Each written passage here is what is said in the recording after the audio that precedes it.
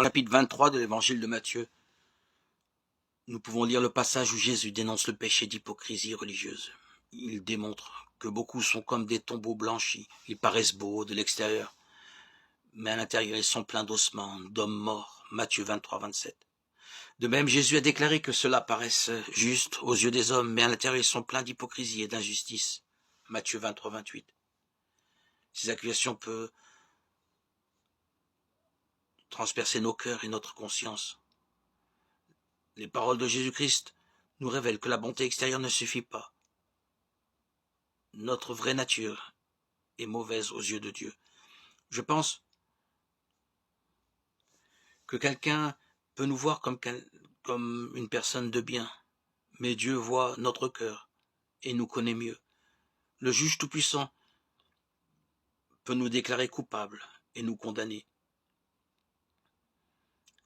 Il faut être convaincu d'être des pécheurs et ne pas se contenter de l'approbation des autres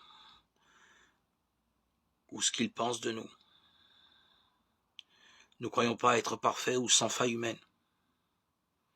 Mais pour autant, n'espérons pas mériter la malédiction prononcée par Jésus au sujet des hypocrites religieux.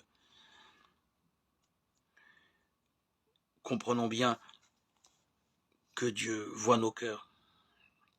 Il faut intensifier notre recherche spirituelle, faire des introspections sur nous-mêmes, prier pour que Dieu nous pardonne.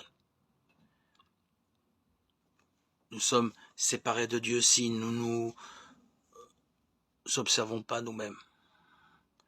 Notre vie resterait vide si nous ne prenons pas en compte notre état de pécheur.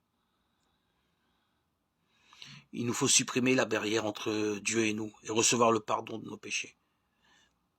Car Dieu a tant aimé le monde qu'il a donné son Fils, son unique, pour que tous ceux qui placent leur confiance en lui échappent à la perdition et qu'ils aient la vie éternelle. Évangile de Jean 3, 16. La réponse est en Jésus. Pas une nouvelle philosophie ou une autre attitude, mais en la personne de Jésus. Dieu a envoyé son Fils, Jésus-Christ, afin que je ne périsse pas, mais que j'aie la vie éternelle.